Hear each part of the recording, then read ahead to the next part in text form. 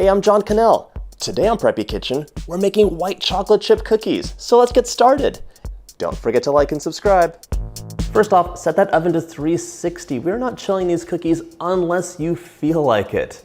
Right now we're gonna add 2 1/4 cups or 270 grams of all-purpose flour into a large bowl.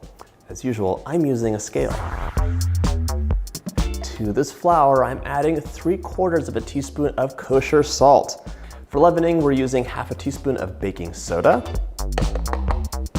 Grab a whisk. And now we're just gonna whisk, whisk, whisk, and set this aside. Bye-bye scale. Get that mixer out. You can use a stand mixer or a hand mixer. If you're using a stand, use a paddle attachment. To my stand mixer, fitted with a paddle attachment, I'm adding 1 cup, 2 sticks, 226 grams of room temperature butter. Listen to this. No clicking sounds because it's room temp. It'll yield to the touch. And yes, we're using unsalted butter. If you use salted butter in this recipe, you only need to add 1/4 of a teaspoon of salt. All right, cream it up. Now it's time for the sugar, starting with the white. Now we're gonna add the brown sugar. The brown sugar has some molasses in it, gives the cookie some extra moisture and flavor, but it doesn't beat up and fluff up quite as well as the white sugar, so I always like to add it in second.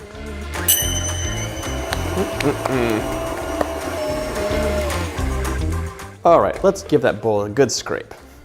You can see all this mega chunks of butter right here that have not been mixed in, so you really do want to scrape the bowl down. Mix it up until light and fluffy. All right, light and fluffy, it's time to add the vanilla, the eggs, and some more delicious stuff. I'm almost gonna scrape this down though, because when you add the eggs in, it just becomes a soup on top, so, you know. 1 egg, a splash of nice vanilla, it's like 2 teaspoons. And you can let me know in the comments if you want to have me do a video showing you how to make vanilla extract with vanilla beans. It's actually really easy and fun, and fun to make homemade stuff. Mix the batter up. Once it's incorporated, we're gonna add our second room temperature egg. Gosh, these cookies are so good, by the way.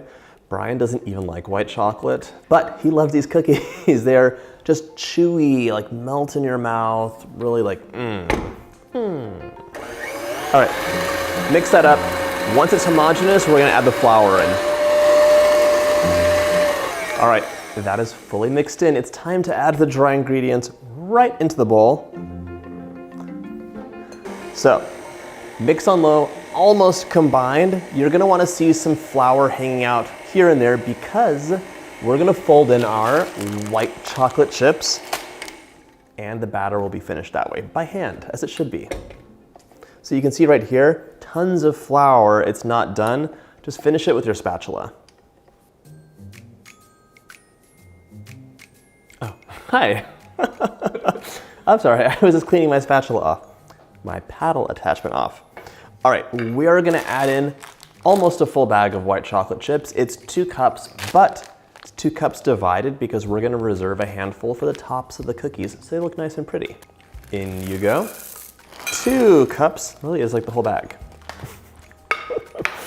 Okay, reserving a handful for later, and add the second cup in.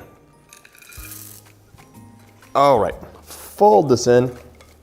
So these cookies don't need chill time. If you bake them right away, you're gonna want a round cookie cutter just to corral them into shape right out of the oven when they're nice and soft, because they will spread a little bit at the edge. If you're gonna chill them, this you don't really need. Just give them maybe 10 to 15 minutes in the fridge and they'll firm up. We're ready to scoop these cookies out.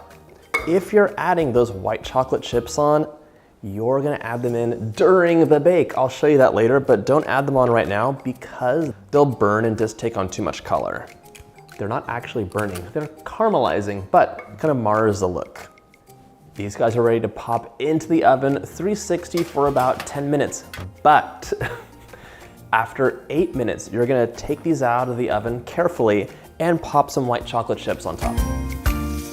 No chilling, 10 minutes of chilling, so you can see they're basically the same.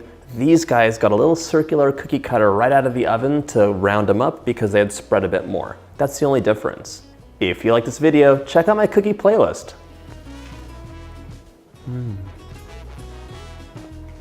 I'll see you in the next video.